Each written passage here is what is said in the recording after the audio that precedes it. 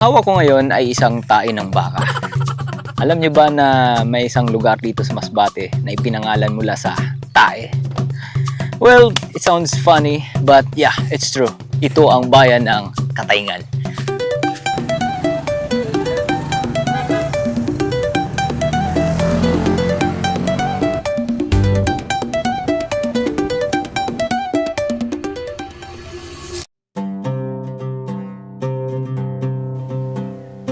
Bilang isang lokal ng bayan ng Katayngan, napaisip ako kung ano nga ba ang kahulugan ng salitang Katayngan. Kasi unlike the other names of some places dito sa Pilipinas, kapag sinabi natin yung pangalan na yun, alam kaagad natin ang kahulugan. Kasi it's either a Filipino word or a Spanish word. Pero yung Katayngan, hindi mo mahanap sa salitang Pilipino o sa salitang Espanyol. Kaya naman, napa-research ako.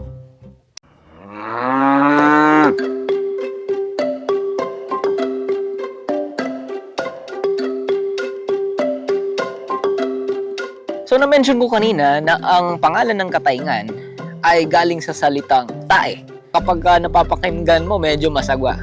Pero bago natin i-explain ang lahat ng yan, meron naman tayong nakita ng mga etymology. Ayon sa unang theory, ang pangalan daw ng Katayngan ay galing sa salitang tayong. Ito ay isang uri ng puno, isang hardwood tree. So noong unang panahon, ang lugar doon ito ay punong-puno ng mga puno ng tayong. Kaya tinawag siya na Katayungan. Later on, naging Katayngan. Yung pangalawang theory, ang pangalan daw ng Katayngan ay galing sa pangalan ng isang chieftain or isang early settler sa lugar nito. Ang pangalan niya ay si Tayngan. We Filipinos, we call our brothers with ka before their names, no? Like Karine, kabayan, kaibigan. So we call it that way.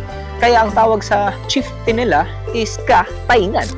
And then later on, naging Katayngan ang tawag sa lugar nito.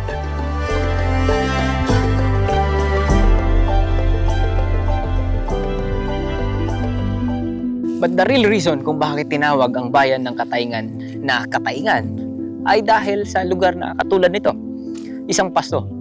Dahil noong 1880s, ang bayan daw nito ay isa pang baryo na nasasakop sa bayan ng Palanas. At ang area ng buong Katayngan is actually pagmamay-ari ng isang hasyendero na pinangalan ng Don Muñoz, isang Espanyol na nakatira sa Manila. So basically, ang hasyenda niya ay ginawa niyang isang cattle farm. May mga baka, may mga kabayo, may mga kalabaw. And that's the reason kung bakit ang lugar na ito ay napakaraming tae noong panahon na yon. Kaya yung mga tao na dumadaan dito, tinawag nila itong kataihan. Dahil sa tae ng mga kalabaw, tae ng mga baka, tae ng mga kabayo. Pero hindi nagtatapos dyan ang ating kwento. Of course, hindi papayag ang mga taga-Katayngan na tawagin ang lugar nila na kataihan. Medyo masagwa nga naman talaga pakinggan. Kaya sa pangunguna ni Alejandro Yanson, nag-file sila ng petisyon sa Gobernador Silio na maging separate ang baryo ng Kataihan sa bayan ng Palanas. At instead na tawagin itong Kataihan, ay tawagin na lamang itong Katayngan. Kaya noong July 7, 1885, ay naaprubahan ang kanyang petisyon at naging ganap na itong bayan. Kasabay ng pag-aproba ay ang pagtalaga rin kay Alejandro Yanson na maging kapitan munisipal o mayor sa panahon natin ngayon. At sa kasalukuyan, ang bayan ng Katayngan ay nabibilang nasa top 10 LGUs sa probinsya ng Masbate na nangunguna pagdating sa ekonomiya. Ang bayan ng Katayngan ay nagpapatunay lamang na kahit gaano pa kaliit o kalaki ang isang bagay, na kung sa tingin natin ay parang wala na itong silbi, at the end of the day, it still matter. Kahit sa isang masagwang pangalan, pwede palang gawing basihan at gawing makabuluhan. Ngalay mo, tulad ng bayan ng Katayngan, paglipas ng panahon, magiging parte ka na ng magandang kasaysayan.